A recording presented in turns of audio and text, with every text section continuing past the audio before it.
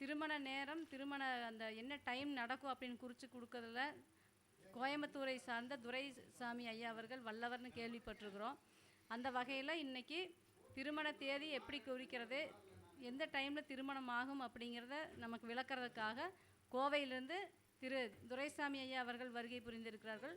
அவர்களை வருக வருக என்று வரவேற்று மேடையில் பேசுமாறு அன்புடன் கேட்டிருக்கும். நம்ம மூத்த ஜோதிடர் ஐயா துரைசாமி ஐயா அவர்கள் இப்போது அந்த ஜோதிட விளக்கங்களை கொடுப்பார். வணக்கம், என் பேர் துரைசாமி. நான் கோயம்புத்தூர்லேருந்து வந்திருக்கேன். நான் ஒரு 22-25 வருஷமாக அந்த ஜோதிட துறையில் பயணம் பண்ணுறேன். அதுக்கு முன்னாடி என் தாய் தந்தையரையும் வணங்கி, எனக்கு ஜோதிடம் கற்றுத்தந்த குருமார்களையும் வணங்கி, நான் அன்றாடம் வணங்கும் சிவபெருமானையும் வணங்கி, இங்குள்ள ஜோதிட ஆசான்கள், ஜோதிட குருமார்கள், ஜோதிட மாணவர்கள், ஜோதிட ஆர்வலர்கள் அனைவருக்கும் என்னுடைய வணக்கத்தை தெரிவித்துக் கொண்டு, என் அனுபவத்தில் உள்ள சில கருத்துக்களை இந்த கருத்தரங்கத்தில் சொல்லலான்னு வந்திருக்கேன். அதில் நான் இந்த 22 வருஷத்துக்கு மேலே பயணம் பண்ணுறதுல என்ன அதிகமாக பேசுகிறேன் என்ன அப்படின்னா, ஒரு ஜாதகத்தை எடுத்தது எப்படி பலன் சொல்கிறது அப்படிங்கிறத நம்ம முதல்லையே ப்ராக்டிஸ் எடுத்துட்டோம். அதாவது 4ஆம் அதிபதி எப்படி இருந்தால் எப்படி இருக்கும், 5ஆம் அதிபதி எப்படி இருந்தால் எப்படி இருக்கும், இதையெல்லாம் நம்ம பொதுவாகவே எல்லாருமே சொல்லக்கூடியது தான். நம்ம இங்கே எல்லாம் எல்லா ஜோதிடர்களுக்கும் தெரிஞ்சது தான்.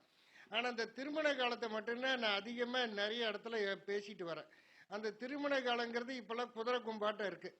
அதாவது ஒரு திருமணமா 2 திருமணம். இந்த பிள்ளைகளுக்கெல்லாம் பாருங்கள், பெண்களுக்கு இப்போ 35 வயசுக்கு மேலே தான் திருமணமே நடக்குது. ஒரு சிலருக்கு நடக்காமையே போயிடுது. பசங்க 45 வயசு தாண்டி கூட திருமணத்தை எதிர்பார்த்துருக்குறாங்க. நடக்குமா நடக்காதா அப்படிங்கிற மாதிரி. ஆனால் நல்லா படிச்சிருக்காங்க, நல்லா நிறைய சம்பாதிக்கிறாங்க. ஆனால் திருமணம் மட்டும் குதிரை கும்பாட்டு இருக்கு. அதுக்கு என்ன காரணம் அப்படிங்கிறத நான் ஆராய்ச்சி பண்ணதில், அந்த திருமணம்னா எனக்கு சொல்லித்தந்த ஆசிரியர்களோ நான் வாங்கிய புத்தகத்திலையோ என்ன போட்டிருக்குன்னா, 7ஆம் இடத்தை பாரு, 7ஆம் அதிபதியை பாரு அப்படின்னு தான் போட்டிருந்தது. ஆனால் அதெல்லாம் எனக்கு சரியாக வரல. அப்போ நானும் என்னுடைய அனுபவத்தில் கண்டுபிடிச்சது என்னென்னா, அந்த திசை புத்தியின் அடிப்படையில் தான் ஒருத்தருக்கு ஒரு சம்பவம் நடக்கும் அப்படிங்கிறது. அதனால தான் நான் எந்த கருத்தரங்கத்தை போனாலும் எனக்கு ஒரு போர்டு வைங்க, போர்டு மூலிமா விளக்கம் சொன்னால் தான் மற்றவங்களுக்கு புரியும். ஜோதிடர்களுக்கு மட்டும் இல்லை, பாமர மக்களான, அதாவது திருமண வயசில் வச்சிருக்கிற பெண்ணோ ஆணோ, அந்த தாய் தந்தையர்கள் கூட என்னுடைய கருத்தரங்கத்தை நான் பேசுகிறத கேட்டு நிறைய பேர் என் பையனுக்கு எப்போ திருமணம் நடக்கும், ஆனால் நீங்கள் சொன்ன விதிப்படி தான் எனக்கு திருமணம் நடந்தது, எங்கள் அண்ணனுக்கு நடந்தது, எங்கள் அக்காவுக்கு நடந்தது அப்படின்னால அவங்களே எளிமையாக சொல்கிறாங்க. அப்படிங்கும்போது ஜோதிடர்களுக்கு சொல்ல வேண்டியதில்லை, ரொம்ப எளிமையாக இருக்கும். ஆனால் நான் எளிமையாக தான் சொல்லித்தரேன். இப்போ உதாரணத்துக்கு ஒரு 2 ஜாதகத்தை போட்டு உங்களுக்கு விளக்கம் கொடுக்கலான்னு 2 ஜாதகத்தை போட்டிருக்கேன். அது விளக்கம் சொல்கிறேன் பாருங்கள். இது ஒரு ஆணின் ஜாதகம். இந்த போட்டு நல்லா க்ளோஸ் அப்பில் எடுத்துங்க. இதில் 2 ஜாதகம் போட்டிருக்கிறேன், ஆண் ஜாதகம் ஒன்று, பெண் ஜாதகம் ஒன்று. ஏன்னா போர்டு சின்னதாக இருக்கிறதுனால, இருந்தாலும் இதுக்கு தனியாக பலன் சொல்ல போகிறோம், அதுக்கு தனியாக பலன் சொல்ல போகிறோம். இப்போ திருமண காலத்தை எப்படி நிர்ணயிக்கிறோம் அப்படின்னு பாருங்க. இப்போ இந்த இது ஒரு ஆண் ஜாதகம், ரிஷப லக்னம். ரிஷப லக்னம், அதாவது 2ஆம் இடத்துல குருன்னா பெரும் பணம்னு அர்த்தம். அப்போ இவர் பெரிய வசதியானவர் அப்படின்னு எடுத்துக்கலாமா? சரி, இவர் கூட பிறந்தது எத்தனை? நம்ம துருவ கணிதம் போட்டு தாங்க நாங்கள் சொல்லுவோம். அப்படி துருவ கணிதம் இல்லாமல் பலன் சொல்கிறது எப்படி அப்படின்னு பாருங்க, உடன்பிறப்புக்களை எப்படி எடுக்கிறதுன்னு. லக்னத்துக்கு 11ஆம் அதிபதி குரு. அந்த குரு போய் எங்கே உட்காண்டிருக்கு, அதாவது 11க்கு 4 இருக்கு. இருந்தாலும் அந்த குரு வாங்கிய சாரம் போடலை. சரி, 3ஆம் இடத்துல கேது, 3ஆம் அதிபதி சந்திரன் லக்னத்துக்கு 12ல் போயிடுச்சு. இளைய சகோதரம் இருக்காது. இந்த பையன் கூட பிறந்தது ஒரே பையன். அதாவது நம்ம பாடமாக நிறைய வகுப்பு எடுக்கிறேன். அந்த வகுப்பு எடுக்கும்போது அந்த வகுப்பில் இந்த உடன்பிறப்புகளை எப்படி எடுக்கிறது அப்படின்னு நான் சொல்லித்தரேன். திருமண காலம், குழந்தை பேர், ஜாதக பலன் அறிதல், இப்படி நிறைய இடத்துல வகுப்பு எடுக்கிறேன். அதாவது சென்னையில், தஞ்சாவூர், கோயம்புத்தூர், இப்படி நிறைய பக்கம் நான் வகுப்பு எடுக்கிறேன். இந்த அகத்தியர் குழு மூலியமாக தான், அவங்க மூலியமாக தான் நான் நிறைய வகுப்பு எடுத்துகிட்டு இருக்கிறேன். வேணா அகத்திய ஜோதிட குழுன்னு சொல்லி அந்த குழுவில் நீங்கள் நோட் பண்ணிங்கன்னா அதில் தெரிஞ்சுக்க. நிறைய பேர் படிக்கிறதுக்கு ஏகப்பட்ட பேர் நம்மகிட்ட எதிர்பார்த்துருக்குறீங்க. வேணா அந்த இதில் பாருங்க, பார்த்துட்டு வேணா என்னுடைய நம்பருக்கு தொடர்புடுங்க, நான் விளக்கம் தரேன். சரி, இந்த பையனுக்கு இப்போ என்ன திசை நடக்குது அப்படின்னு பார்த்தா, ராகு திசையில் இந்த பையனுக்கு திருமணம் நடந்திருக்கு. ராகு எங்கே உட்காந்துருக்கு அப்படின்னு பார்த்தா 9ஆம் இடத்துல இருக்கு. அதான் இந்த பையன் கூட பிறந்தது ஒரே, அதான் இந்த பையன் மட்டுமே, இளைய சகோதரம் இல்லை, மூத்த சகோதரம் இல்லை. அப்போ ஒரே பையனுங்கும் போது அவங்க அப்பா அம்மா என்ன பண்ணுவாங்க, நம்ம பையனுக்கு ஒரு நல்ல இடத்துல கல்யாணம் பண்ணி வைக்கணும், அப்போ நல்ல பொண்ணு அமையணும் அப்படின்னு தானே எதிர்பார்ப்பாங்க. ஆனால் இந்த பையனுக்கு கல்யாணம் ஆகி 3 நாள்லயே மனைவி பிரிஞ்சு போயிடுச்சு. அப்போ அந்த பையனோட அப்பா அம்மா எவ்வளோ வருத்தப்படுவாங்க. ஆனால் 2ஆம் இடத்துல குரு இருக்கனால நல்ல வசதி வாய்ப்பு உள்ளவர் அப்படின்னு எடுத்துக்கலாம். அதே போல் 4ஆம் அதிபதி போய் 4ஆம் இடத்தையே பார்க்குது, அதனால ரொம்ப வசதி வாய்ப்பு உள்ளவங்க அப்படின்னு எடுத்துக்கலாம். அதாவது 4ஆம் இடத்தை எத்தனை கிரகம் பார்க்குதோ அத்தனை வீடு. புதன்னா 2ன்னு சொல்லியிருக்கோம். அதே மாதிரி சூரியன் 1. அப்போ 3-4 வீடு இருக்கு, நிறைய வசதி இருக்கு. ஆனால் திருமணம் மட்டும் ஒரு பிரச்சனை கொடுத்துருச்சு. அப்போ திருமணம் எப்போ நடக்குது அப்படிங்கும்போது, அதாவது நான் படித்ததுலையோ மற்றவங்க சொல்லி தந்ததுலையோ 7ஆம் இடம் 7ஆம் அதிபதினு சொன்னாங்க. களத்திரக்காரகன் சுக்கிரன் செவ்வாய் அப்படின்னு சொன்னாங்க. நான் அதையெல்லாம் தொடரதில்லை, ஏன்னா அதையெல்லாம் பார்த்து பார்த்து அனுபவப்பட்டு அது சரியாக வரல. ஏதோ 1-2க்கு வரும் அப்படின்னு வேணா எடுத்துக்கலாம். இப்போ பாருங்க, திசை புத்தி இவர் பிறக்கும்போது சுக்கிர திசை, அதாவது 4 வருஷம். சுக்கிரனுக்கு அடுத்து சூரிய திசை, சூரிய திசைக்கு அடுத்து சந்திர திசை, சந்திரனுக்கு அடுத்து செவ்வாய்க்கு அடுத்து ராகு திசையில் தான் இவருக்கு திருமணத்தை கொடுத்தது. ராகு எங்க இருக்கு, லக்னத்துக்கு 8ஆம் இடத்துல இருக்குது, 7, 8, 9ல் இருக்குது. அப்ப 9ஆம் இடத்துக்கு சம்பந்தப்படாமல் ஒருவருக்கு திருமணம் இல்லை. திசாநாதன் 9க்கு சம்பந்தப்படாமல் திருமணம் இல்லை.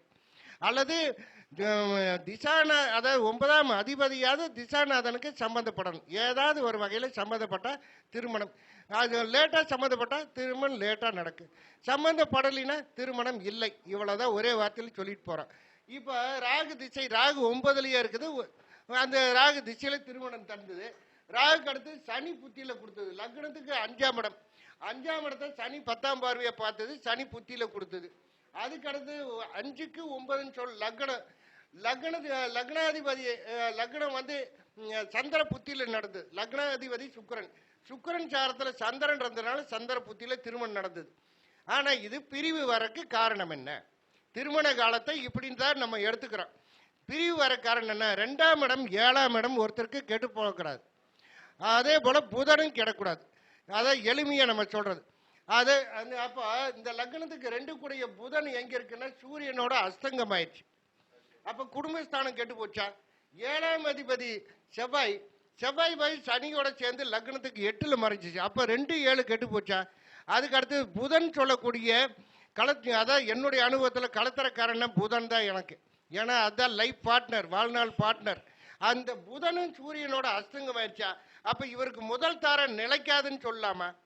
நீ எந்த மாதிரி பொண்ணை பார்த்தாலும், எந்த மாதிரி பொருத்தம் போட்டாலும் இது இருதார தோஷம் அப்படின்னு நம்ம சொல்லிட்டு போலாமில்ல? அதை விட்டு போட்டு இந்த ஜாதகம் இருக்கு, இந்த ஜாதகத்தை சேர்த்துன்னு நல்லா இருக்குங்க.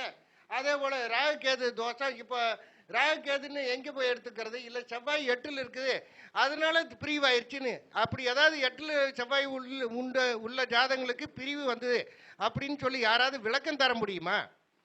நான் கேள்வி கேட்குறேன்னா அதில் பதில் இருக்கிறதுனால தான் கேள்வி கேட்குறேன்.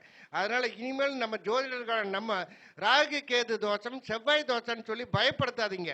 அந்த திசை புத்தி சம்பந்தப்பட்டாதான் அந்த சம்பவம் நல்லதோ கெட்டதோ நடக்கும். அப்போ 2ஆம் இடமும் 7ஆம் இடம் கெட்டு போனா, புதனும் கெட்டு போனா முதல் தாரம் நிலைக்காது அப்படின்னு எடுத்துங்க. இப்போ அடுத்தது இன்னொரு ஜாதகத்துக்கு வரேன். இது பெண் ஜாதகம். இந்த ஜாதகத்தில் என்ன ஒரு விசேஷம்னா, லக்னத்துக்கு 7ஆம் இடத்துல சனி இருக்குதுங்க. சனி இருந்தால் லேட்டாக திருமணம் நடக்கும். அப்போ லேட்டாக நடக்குன்னா எப்போ? 2 வருஷம் கழிச்சா, 4 வருஷம் கழிச்சா, 10 வருஷம் கழிச்சா? அதை சொல்லுங்க ஜோதிடரை. அதை விட்டு போட்டு லேட்டானா அப்போ உங்களுக்கு பலன் சொல்ல தெரியலன்னு அர்த்தம். நான் குறையா சொல்கிறேன்னு நினைக்காதீங்க. அப்போ லேட்டாங்கிற வார்த்தை வருதுன்னா அங்கே பலன் உங்களுக்கு வரலின்னு அர்த்தம். நான் குறையா சொல்கிறேன்னு நினைக்காதீங்க. நீங்கள் ஆலோசனை பண்ணி நீங்கள் நல்லா சிந்திச்சு பாருங்கள். அப்போ திருமணம் இந்த வருஷத்தில் தான் நடக்கு, இந்த மாதத்தில் நடக்குன்னு சொல்லிட்டு போக வேண்டியது தானே. அது ஏன் லேட்டான்னு சொல்கிறீங்க? அதே போல் குழந்தை பேர் அப்படின்னா லேட்டாக குழந்தை பேர். அப்போ உங்களுக்கு லேட்டாக தான் பலன் சொல்ல வரும் அப்படின்னு அர்த்தம். நான் குறையன்னு சொல்கிறேன்னு நினைக்காதீங்க. அதனால தெளிவு பண்ணி நம்ம பிரம்மனுக்கு அடுத்தபடியா நம்மளை தான் கடவுளை வணங்குறாங்க. அதனால தெளிவா பொறுமையா ஆராய்ச்சி பண்ணி ஒரு வாழ்க்கைக்கு துணையை எப்ப சேர்க்கலாம், அந்த துணை நல்லா இருக்குமா, அவங்களுக்கு குழந்தை பேர் இருக்குமா அப்படிங்கறதெல்லாம் பாருங்க. அதாவது அதே போல சனி 7ல இருக்கிறதுனால லேட் ஆகும், இல்ல வயசானவங்க வருவாங்க அப்படின்னால எடுக்காதீங்க. அந்த திசை சம்பந்தப்பட்டதுன்னா அவங்களுக்கு அதாவது குழந்தை பேரு அதாவது திருமணம் உண்டு அப்படிங்கிறதா. இப்ப இந்த ஜாதகத்துல என்ன சொல்ல வரேன்னா, இந்த ஜாதகர் காதல் திருமணம். காதல் திருமணம்னா அது எங்களுக்கு தெரியுங்க, 5-7 சம்பந்தப்பட்ட காதல் திருமணம். அதாவது ஒரு பக்கம் வச்சு பார்த்துட்டு நம்ம காதல் திருமணம் சொல்லாதீங்க, எல்லாருமே காதலிக்க தான் செய்வாங்க. லக்னத்துக்கு 5-7 எல்லா ஜாதகத்திலையுமே இருக்கும். அப்ப அவங்க எல்லாருமே காதல் திருமணம் பண்றாங்களா? அதாவது அந்த ஒரு படத்துல இவர் சொன்ன மாதிரி, காதலிப்பவர் அனைவரும் மனம் முடிப்பதில்லை, மனம் முடிப்பவர் அனைவரும் சேர்ந்து வாழ்வதில்லை, சேர்ந்து வாழ்வும் அனைவருமே சேர்ந்து போவதில்லை அப்படின்னு ஒரு படத்துல சந்திரபாபு பண்ணாரு, அன்னைக்கே பாடி வச்சிட்டார்.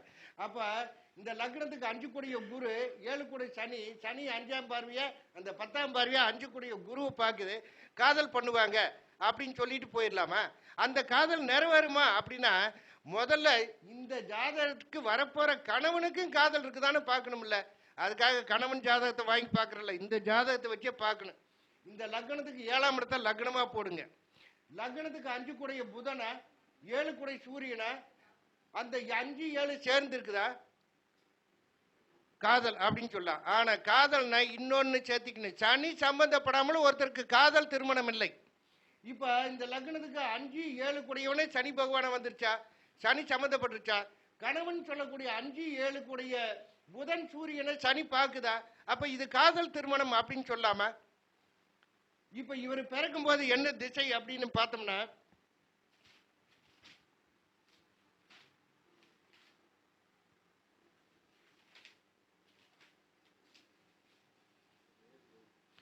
இவர் பிறக்கும் போது சனி திசை 4 வருஷம் 2 மாசம்.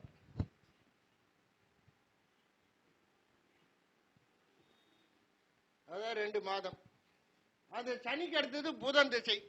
புதன் திசையில 17 வருஷம் அந்த காலகட்டத்தில் இல்லை, 21 வயசு. புதனுக்கு அடுத்தது கேது திசையில இந்த பெண்ணுக்கு திருமணம் நடந்தது. அப்ப எவ்வளவு வயசு? 22, 23 வயசு.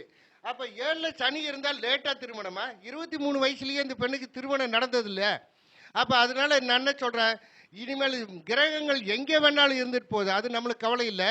அந்த திசாநாதன் 9ஆம் இடத்துக்கு சம்பந்தப்படுதான்னு மட்டும் பாருங்க. சரி, இப்ப இந்த திருமண காலம் எப்படி நிர்ணயிக்கும் அப்படிங்க பாருங்க. 9ஆம் இடத்துக்கு சம்பந்தப்படாமல் ஒருத்தருக்கு திருமணம் இல்லை. அப்ப இந்த பெண்ணுக்கு கேது திசை நடந்தது, கேது லக்னத்துக்கு 9லயே இருக்குது. அப்போ கேது திசையில திருமணத்தை கொடுத்தது. அதுக்கு அடுத்து சுக்கிர புத்தை, லக்னத்துக்கு 5 கூடையவன், 5 கூடிய குரு, அந்த புத்திநாதனான குருவை 5ஆம் பார்வையை பார்த்தது. அப்ப சுக்கிர புத்தியில திருமணத்தை கொடுத்தது. அதுக்கு அடுத்தது அதே கேது திசை சூரிய புத்தியில இவருக்கு குழந்தையை கொடுத்தது. அதாவது குழந்தைன்னா, நான் படிச்சதுலயோ எனக்கு சொல்லி தந்த ஆசிரியர்களோ என்ன சொன்னாங்கன்னா, குழந்தை பேர் பார்க்கணும்னா 5ஆம் இடத்தை பார், 5ஆம் அதிபதியை பார், குருவை பார் அப்படின்னாங்க. அதையெல்லாம் நான் பார்த்து ஒரு வழியாகி நான் மண்டை பிச்சுட்டு தான் ஒரு வழியாச்சா தவிர அது சரியான முறையில் எனக்கு பலன் வரல. ஏதாவது 1-2க்கு தான் பலன் வந்தது. ஆனால் நான் என்ன பண்ணுறேன், லக்னத்துக்கு சம்பந்தப்பட்ட திசை நடந்தால் தான் ஒருத்தர் குழந்தை பேர். சம்பந்தப்படுறதுக்கு லேட் ஆச்சுன்னா லேட்டாக தான் குழந்தை, சம்பந்தப்படலைன்னா குழந்தை இல்லை அப்படின்னு ஒரே வார்த்தையில் சொல்லிட்டு போயிடுறேன். இப்போ இந்த கேது திசை நடக்குது, கேது திசையிலேயே திருமணத்தை கொடுத்தது, அதே கேது திசையிலேயே இவர் குழந்தை கொடுத்தது. அது எப்படிங்க கேது லக்னத்துக்கு அப்ப சம்பந்தப்படுது? அப்ப கேது லக்னாதிபதியான சூரியனுடன் சேர்ந்து இருக்குது, அப்ப சம்மந்தப்பட்டுதா? அப்ப அந்த கேது திசை அதாவது சுக்கிர புத்தி, அதாவது சுக்கிரன் லக்னத்துக்கு அதாவது 5 கூடிய குரு பார்த்ததுனால சுக்கிர புத்தியில கொடுத்தது. சுக்கிர புத்தியில திருமணத்தை அத லக்னாதிபதியான சூரிய புத்தியில குழந்தையை கொடுத்தது. அதுக்கு அடுத்தது அதே 2017 கேது திசை சந்திர புத்தியில பிரிவை கொடுத்துருச்சு. அப்ப காதல் பண்ணாங்க, ஒரு குழந்தையை கொடுத்தது, ஆனா பிரிவு கொடுத்துருச்சு. அதனாலதான் நம்ம ஜாதகத்தை நம்ம ஆராய்ச்சி பண்ணும் போது இவருக்கு 2 தாரமா 1 தாரமானு முதல்ல பார்க்கணும். அதே போல அது ஒரு பிரிவு கொடுத்துருச்சுன்னா மறுபடியும் 6 வருஷம் 8 வருஷம் இல்லாம அடுத்த திருமணத்தை தரதில்லை. பொறுமையா ஆராய்ச்சி பண்ணி அதுக்கான வழிமுறை ஏதாவது இருக்கான்னு பாருங்க. இதை விட ஒரு கொடுமை என்னன்னா, அந்த திருமணத்தை நடத்தி ஒரு குழந்தை கொடுத்து பிரிவு கொடுத்துருச்சுன்னா அதை விட ரொம்ப கொடுமை. ஏன்னா அந்த நிலைமையில் உள்ள தாய் தந்தைகள் தான் அதோட மன வருத்தம் என்னன்னு புரியும். அப்போ அந்த மற்றவங்க கர்மாவை பார்த்து பலன் சொல்கிற நம்ம அடுத்தவங்க கர்மாவை வாங்கிக்க கூடாது. அதனால நம்ம ஆராய்ச்சி பண்ணி அதுக்கான ஒரு வழிமுறையை நம்ம சொல்லணும். இப்போ பாருங்க, இது பிரிவு வரைக்கும் என்ன காரணம்? ஆனால் நான் பிரிவுங்கிறத நிறைய விதத்தில் நிறைய இடத்துல சொல்லியிருப்பேன். 4, 7, 8, 10, 12 ஒரு கிரகம் அமர்ந்து திசை நடந்தால் அது பிரிவை தரும். அந்த ஸ்தானாதிபதியின் திசை நடந்தாலும் பிரிவை தரும் அப்படின்னு நான் சொல்லியிருப்பேன். இப்ப பாருங்க, கேது திசையில அதே போல புதனும் கிடக்கூடாது, 2 குடையவன் 7 குடையவன் கிடக்கூடாது. இன்னும் கொஞ்சம் எளிமையா சொல்றது. இப்ப பாருங்க, கேது திசையில திருமணம் நடந்தது, அதனால பிரிவா அப்படின்னு இல்லைங்க. கேதுக்கு வீடு கொடுத்தவன் செவ்வாய், அவன் போய் லக்னத்துக்கு 12ல. அப்ப இது இருதார தோஷம், முதல் தாரம் நிலைக்காது அப்படின்னு நம்ம சொல்லியிருக்கலாம்ல. அது என்னை மாதிரி ஜோதிடர்கிட்ட வந்திருந்தா நம்ம சொல்லியிருப்போம், அதுக்கு ஏதாவது மாற்று வழி தந்திருப்போம். ஆனால் ஜோதிடர்கள் என்ன பண்ணாங்க, அதாவது 2 பேர் குடும்பத்தை சேர்த்து வச்சோம்னா நம்மளுக்கு ஒரு புண்ணியம் தானேன்னு சொல்லி அவங்க புண்ணியத்தை பார்த்தாங்க. ஆனால் அது பின்னாடி இவ்வளோ பெரிய கர்மா நடக்கும் அப்படின்னு அவங்களுக்கு புரியாமல் போயிடுச்சு. அதனால தான் தெளிவாக பாருங்க அப்படிங்கிறேன். இப்போ நம்ம விதிப்படி 2 கூடைய புதன் சூரியனோட சேர்ந்து அஸ்தங்கம், 10வது கேது கூட சேர்ந்துருச்சு. அப்போ அது கெட்டு போச்சு, 2ஆம் இடம் கெட்டு போச்சுன்னு அர்த்தமா? 7ஆம் அதிபதி சனி பகவான் 7லேயே இருந்தாலும் அது வாங்கி சார அதிபதி பார்க்கணும். அந்த சார அதிபதி செவ்வாய் சாரம், செவ்வாய் போய் 12ல் போயிடுச்சு. அப்போ 7ஆம் இடம் கெட்டு போச்சா? அதுக்கு அடுத்தது புதன் பார்ட்னர்னு சொல்லக்கூடிய, என்னோட அனுபவத்தில் பார்ட்னர்னு சொல்லக்கூடிய புதன், அதாவது வாழ்நாள் பார்ட்னர், லைஃப் பார்ட்னர் அப்படிங்கிறது, தொழிலுக்கு பிஸ்னஸுக்கு வேற பார்ட்னர். அந்த புதனும் சூரியனோட சேர்ந்து அஸ்தங்கம் 10வது கேது கூட சேர்ந்துருச்சான். அப்போ அங்கே முதல் தாரம் நிலைக்காதுன்னு சொல்லிட்டு போயிடலாமா? இந்த அம்மாவும் நல்லா படிச்சிருக்காங்க, இந்த அம்மாவும் டாக்டர். ஆனால் ஒரு குழந்தையை கொடுத்து எவ்வளோ ஒரு பிரிவு கொடுத்துருக்கு, எவ்வளோ சிரமப்படுறாங்க அப்படிங்கிறது. இதெல்லாம் பாடமாக நம்ம ஒரு கருத்தரங்கத்தில் கூட பாடம் நடத்துகிற மாதிரி தான் நான் அதான் விளக்கம் கொடுத்துட்ருக்கிறேன். எதுக்காகனா, இந்த ஜோதிடர்களுக்காக மட்டும் இல்லை, அதாவது பொதுமக்களும் நிறைய பேர் இதை பார்த்துட்டு அதாவது எளிமையாக பலன் எடுக்கிறது எப்படின்னு அவங்க புரிஞ்சுக்கிறாங்க. அப்போ ஜோதிடருக்கு நம்ம சொல்ல வேண்டியதே இல்லை, அவங்களுக்கு ரொம்ப ஈஸியாக இருக்கும். அதனால் இது போல் பலன் எடுத்து பலருக்கு வழிகாட்டுங்க அப்படிங்கிறதுக்காக தான் இது போல சில சூட்சமங்களை உங்களுக்கு எளிமையாக சொல்லி தந்திருக்கேன். சரி, இதுவரை என்னுடைய அனுபவ கருத்தை நான் உங்களுக்கு சொல்லியிருக்கேன். இந்த கருத்தை கேட்ட ஜோதிட ஆசான்கள், ஜோதிட குருமார்கள், மாணவர்கள் அனைவருக்கும் என்னுடைய வணக்கத்தை தெரிவித்துக் கொண்டு, என்னை இந்த கருத்தரங்கத்தின் மூலமாக உலகறிய செய்த கவிதா லட்சுமி அவங்களை மனதார பாராட்டுகிறேன். ஏன்னா அவங்க மூலியமா கூட என்னுடைய பேரும் புகழும் உலகறிய செய்கிறாங்க. இருந்தாலும் அகத்திய குழு மூலியமாக தான் நான் நிறைய கருத்தரங்கத்தில் பேசி நிறைய மாணவர்களை உருவாக்கியிருக்கிறேன். நிறைய பேர் நம்மகிட்ட படிக்கிறதுக்கு வராங்க. அதே போல் நிறைய இடத்துல நாங்கள் கருத்தரங்கம் நடத்துவோம். இருந்தாலும் அவங்களுக்கு அந்த அகத்திய குழு சார்பாக அனைவருக்கும் வணக்கத்தை தெரிவித்துக் கொள்கிறேன். நன்றி, வணக்கம். ஐயாவை நல்லா பேசினாங்க. ஐயாவை பொன்னாடி பற்றி கௌரவப்படுத்தும் மாதிரி ரவி ஜெயக்குமார், குருமணியன் இருவரையும் கேட்டுக்கொள்கிறேன்.